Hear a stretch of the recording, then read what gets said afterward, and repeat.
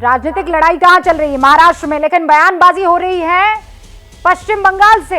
ममता बनर्जी ने एक बड़ी खबर दी है बयानों के जरिए। वो ये कह रही है ये सब कुछ हो रहा है राष्ट्रपति चुनाव के लिए। सीधा रुख करते हैं मनोज्ञा लोईवाल का, उनके पास ये बड़ी खबर है। मनोज्ञा, क्या कह रही है ममता बनर्जी?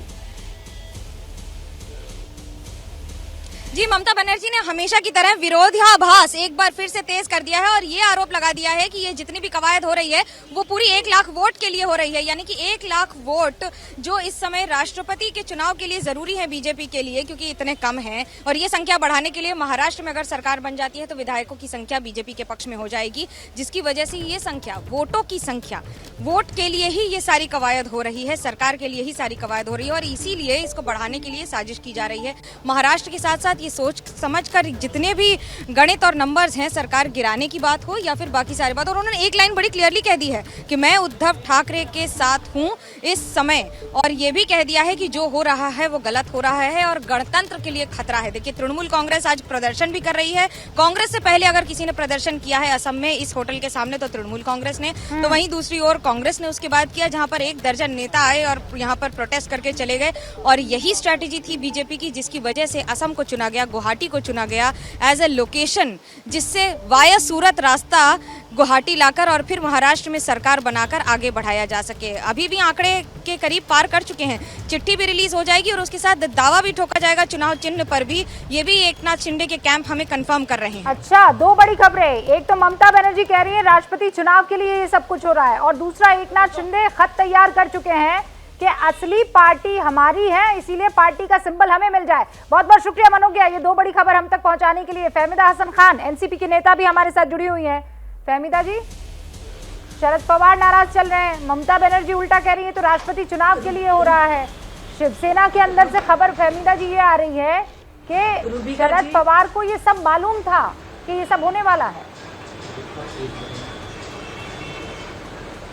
रूबिका जी नमस्ते। सबसे पहले मैं आपसे एक बात कहूँ, मैं जो बोल रही हूँ एनसीपी की गाइडलाइन नहीं है, मैं मेरा पर्सनली जो व्यक्तिगत विचार है वो रख रही हूँ और एक सामान्य नागरिक के हिसाब से मैं बात कर रही हूँ कि ये जो भी हो रहा है वो बीजेपी के इशारों पे हो रहा है, क्योंकि इनको जो चोट लगी है 2019 में 105 विधायक चुनने के बावजूद भी, तो वो अभी तक वो चोट से उबर नहीं पाए हैं। और जो गुटबाजी हुई है उसमें जो एकनाथ शिंदे जी हैं उनको 10-15 दिन पहले ही ईडी की नोटिस जारी कर चुके हैं। उनका जो आर्थिक व्यवहार संजय जोशी जी जो संभालते थे वो आज 8 दिन से गायब है। उसके बाद में एकनाथ शिंदे जी ने ये फैसला लिया है। तो अभी अगर अपने एजेंसियां दबाव बना रही है उनके ऊपर, स्वतंत्र एजेंसियां दबाव बना रही है, तो उसके दबाव में आके भी अगर एकनाथ शिंदे जी ने कदम उठाया होगा, तो अगर सामने आके उद्धव ठाकरे जी के सामने अगर ये बात होती है तो कुछ न कुछ उसका निकाल निकलेगा। अगर वहां से बैठ के अगर वो बात कर रहे हैं तो ये आज 3रा दिन है, लेकिन कुछ भी निष्कारण नहीं निकल सकते। फहमीदा जी, आप ये कह रही हैं कि बीजेपी ईडी को लाकर ये पूरा खेल कर रही है। आप सबकी विचारधारा एक ही लाइन में जाती हुई दिख रही है। अजय आलोक जी हमारे साथ हैं। अजय जी, बीजेपी राष्ट्रपति चुनाव के लिए कर रही है कि महाराष्ट्र में सरकार के लिए कर रही है कि उद्धव ठाकरे की शिवसेना को तोड़ने के लिए कर रही है? मैं तो पर्पस ही अभी तक नहीं समझ पाई हूँ। फहमीदा जी, बस आ रही हूँ। एक बार बड़ा आरोप है आपका, उस पर थोड़ा सा रिएक्शन लेने दीजिए मुझे। हाँ अजय जी, 2015 में रूबिका जी 2015 में रूबिका जी शिंदे जी ने पालक मंत्री पद से इस्तीफा दिया था, क्योंकि वो जब भी गठबंधन में थे बीजेपी के, जब भी बीजेपी से बोलना है या मुझे बोलना? नहीं फहमीदा जी रुक जाइए ना। हाँ मैं समझ गई, आपने जो आरोप लगाया उसका मैं जवाब लेना चाह रही हूँ। हाँ अजय जी, पर्पस क्या है? पर्पस देखिए, मुझे ये नहीं समझ में आता है, घर में आपके आग लग गई है आपकी गलती की वजह से और आप बोल रहे हो कि बगल वाले ने आग लगा दी। खैर एनीवे, ये होता है राजनीति में। लेकिन राष्ट्रपति चुनाव पे तो मुझे आश्चर्य लगता है, क्योंकि राष्ट्रपति चुनाव तो होने के पहले रिजल्ट आपके चैनल पे, तमाम चैनलों पे चल गया था कि एनडीए के पास ऑलरेडी 49.2% वोट हैं, बीजू जनता दल ने समर्थन दे दिया तो 51.6% वोट हो जाएंगे, तो चुनाव तो वहीं खत्म हो गया नॉमिनेशन भरने के पहले। फिर राष्ट्रपति चुनाव के लिए क्यों कोई हाथ पैर मारेगा? राष्ट्रपति चुनाव का तो सवाल ही नहीं यहाँ उठता है।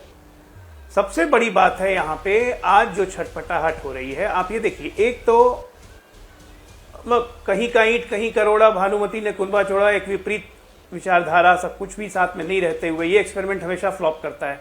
चाहे वो बीजेपी ने किया हो, चाहे आप इन लोगों ने महाविकास अघाड़ी ने किया हो, ये एक्सपेरिमेंट को तो फ्लॉप होना था देर सवेर, वो आज हो रहा है।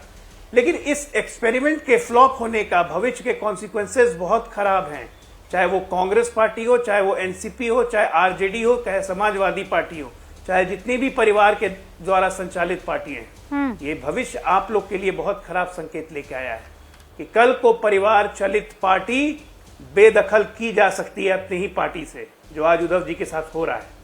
मैं परसों से कह रहा हूं कि सरकार तो गई ही गई, सरकार की तो कोई बात ही नहीं है, लेकिन अब है कि शिवसेना किसके साथ रहेगी, सोनिया सैनिकों के पास कि शिव सैनिकों के पास। अब शिव सैनिक दावा ठोक रहे हैं, सुनने में आ रहा है सांसद भी जा रहे हैं, विधायक भी जा रहे हैं, और सच्चाई है आज की तारीख में अगर वो 41 एमएलए लेके सदन में खड़े हो जाएंगे तो सदन का नेता उन्हें ही बनाया जाएगा, फिर वो असली शिवसेना है। फिर बाकी 14 क्या करेंगे? क्या वो अपनी सदस्यता खोएंगे उद्धव जी के वफादारी में? जी नहीं, वो 14 भी वापस उन्हीं के साथ चले जाएंगे और समाप्त होगा एक परिवार का युग, एक पार्टी में। और ये बाकी तमाम परिवारवादियों के लिए चेतावनी है, हुसैन दलवाई कि साहब, आने वाले दिन में आपके साथ भी ऐसा हो रहा है। मुझे तो आश्चर्य लग रहा है कि यहाँ हुसैन तो जी साहब की पार्टी में कब होगा, देश इंतजार कर रहा है।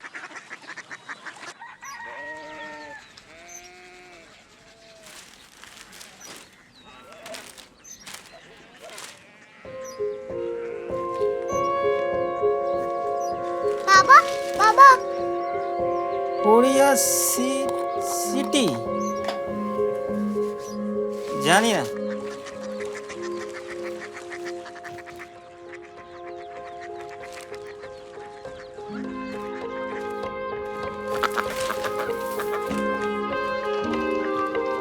Korea city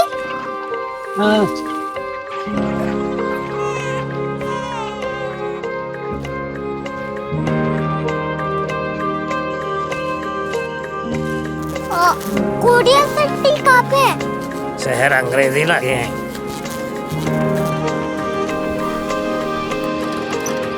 Korea city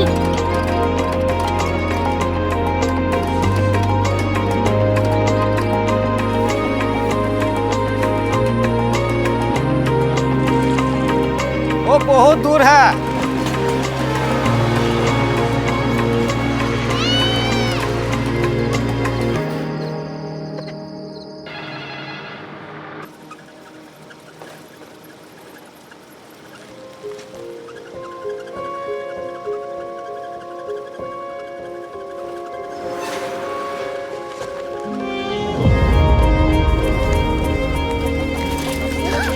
Korea city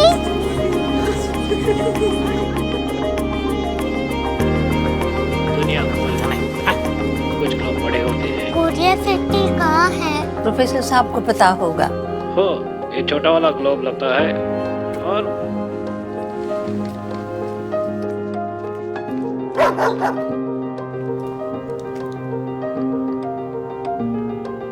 पता नहीं, मेरी बेटी से जाके मिल लो, शायद उसे मालूम हो।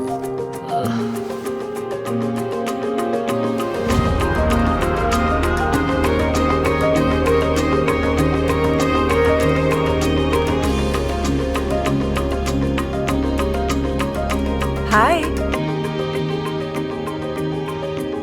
बाबा ने भेजा है। Come here. Korea city Korea city नहीं, क्यूरियोसिटी। वो क्या?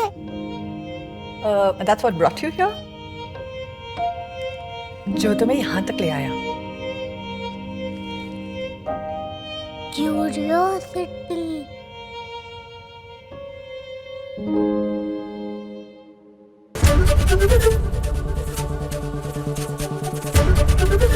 एबीपी न्यूज आपको रखे आगे।